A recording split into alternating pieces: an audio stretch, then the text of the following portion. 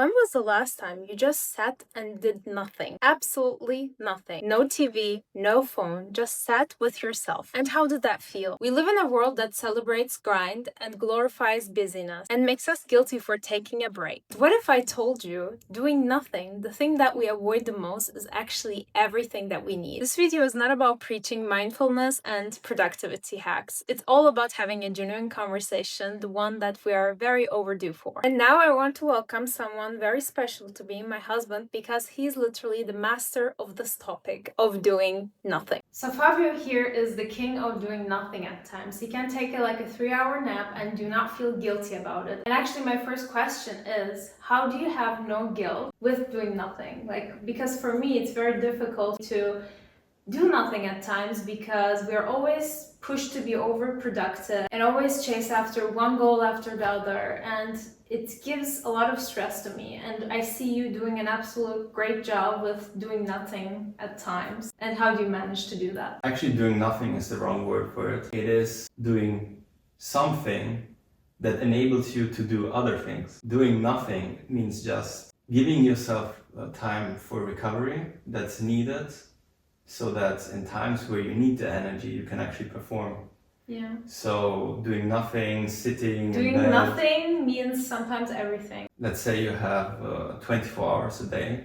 Yeah. How can you be the most productive? There might be someone that can grind like 12, 16 hours a day. It's just all about knowing yourself, I guess, because Exactly. you know yourself and you know what will be the best for you. When you do actually nothing, you're actually doing something to nurture yourself, give the rest that you deserve to be more productive later on. Another thing that I want to ask you is that, have you always been a chill person? Or did you experience something and after that you became the way you are right now? I was always like that. I was brought up with this mindset. My parents never gave me any kind of feeling that I have to rush things. Mm-hmm. And they always trusted me to find my own path. Trusted your judgment? Trusted my judgment. I still remember in school I was like just planning also my pauses in between studying. I was like, okay, I will study 3 hours, but then I said 1 hour I will be on my computer or play games or look at that time Game Boy or something like that. And that was my reward for then continuing. But no one taught me that. I did it on my own, like as a reward system for myself. But how did you know when to take that break and when to reward yourself? Because we live in a very fast-paced world where people are chasing always bigger things. And how did you not get caught up in that? Because no one ever told me you have to always chase the biggest thing. If you're trained to, from your birth, you always have to overperform, you will burn out at some point. But if someone says, whatever you want to do, just do it, but with wholeheartedness, you will automatically do it. What would you advise to someone who didn't get that privilege from birth? They were always raised up ever since they were born to run after this goal and after that goal, and they don't want that for themselves as an adult, but that's what they're used to. So what would you say to that person? Create an environment where you can slow down. Take everyone out of your life that might interfere with that might give you negativity, that might doubt you. Because a person that truly loves you wouldn't put that pressure on you, I guess. Yes.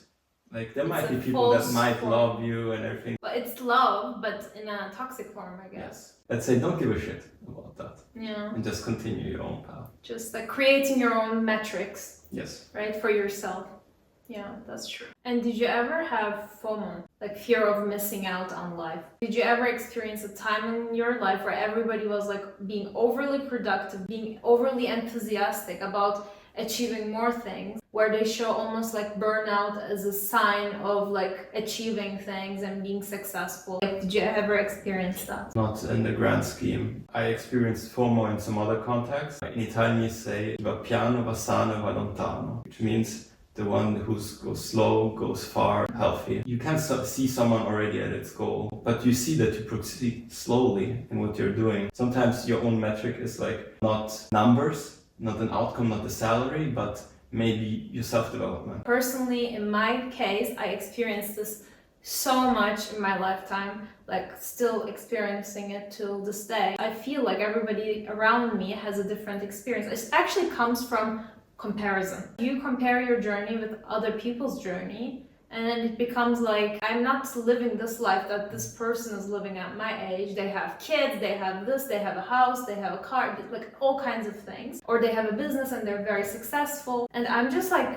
seeing you, like you have other people around you that might be one step ahead of you, but you're not getting bothered by that. You're not like getting threatened by that. You're not comparing your journey. How are you truly able to have like a peace of mind, like with yourself?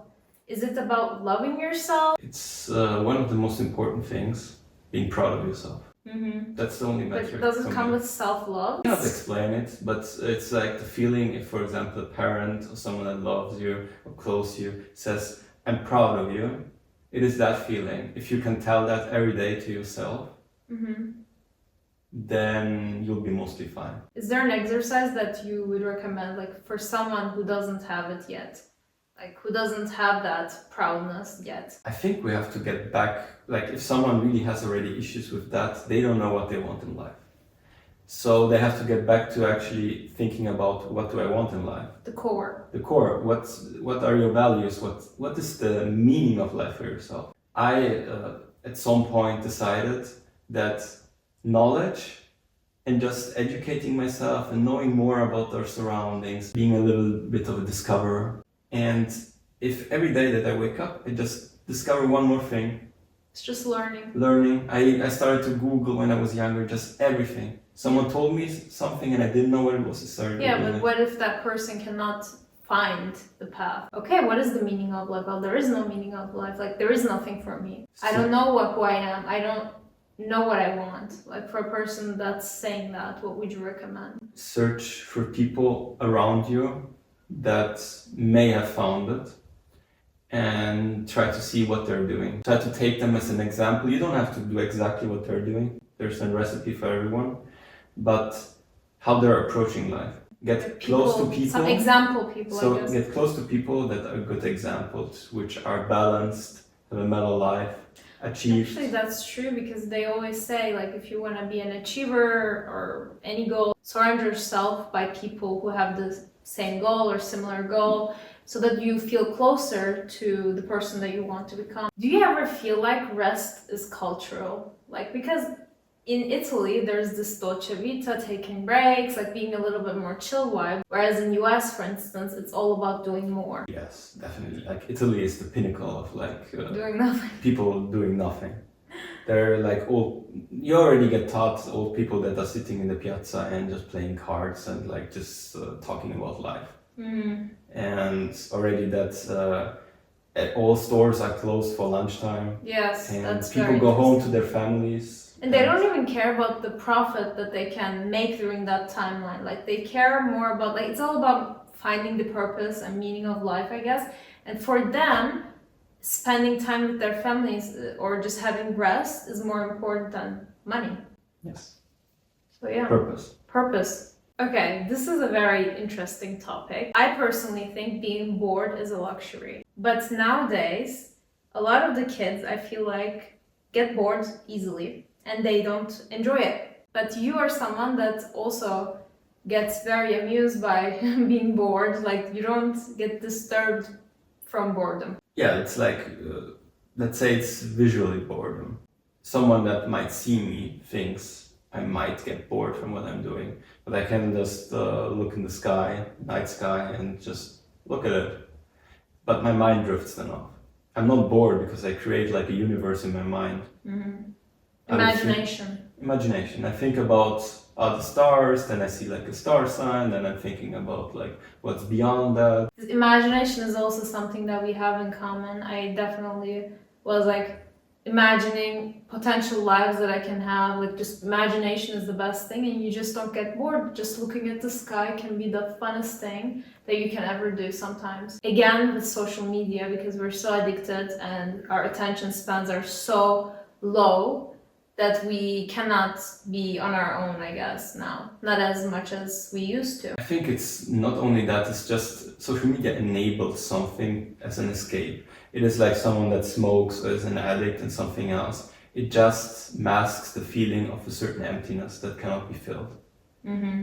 People scroll because they don't have anything to do except scrolling. They never learned anything except scrolling. They don't have the environment where they feel safe or happy. Maybe a teenager that gets bullied, or like someone that doesn't feel achieved in their lives. It's like a fake endorphin. It's just your body searches for happiness. Yeah. But if you, or even a young person now, there are for sure young boys and girls that don't have this issue. They can scroll, of course, but they can just set it aside and be happy in the moment, because they learn to be happy in the moment. And it's all about the parents that display it towards them. In order to conclude, I want to ask you one last question.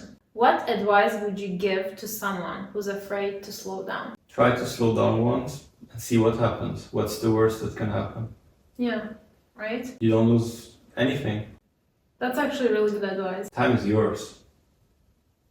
And you can decide what to do with it. No one else. And we are in a privileged position. If you can listen to this, you're privileged.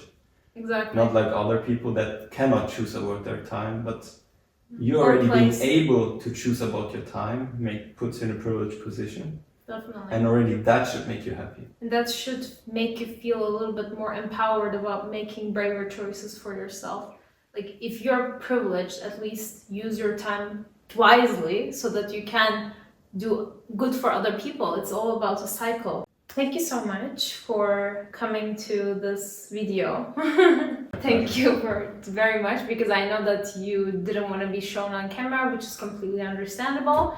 But I still wanted to share your knowledge with the whole world, basically. You are a very smart and very different person. And I don't see a lot of people who are like you.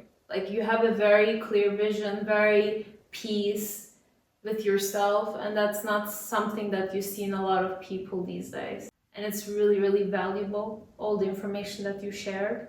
So hopefully it will help someone who needed to slow down, and maybe you gave a reminder or a guideline on how to do that. So thank you very much. So if you like this video, make sure to like and subscribe to my channel. And if you want another video with Fabio, make sure to comment down below, and I'll see you on the next one.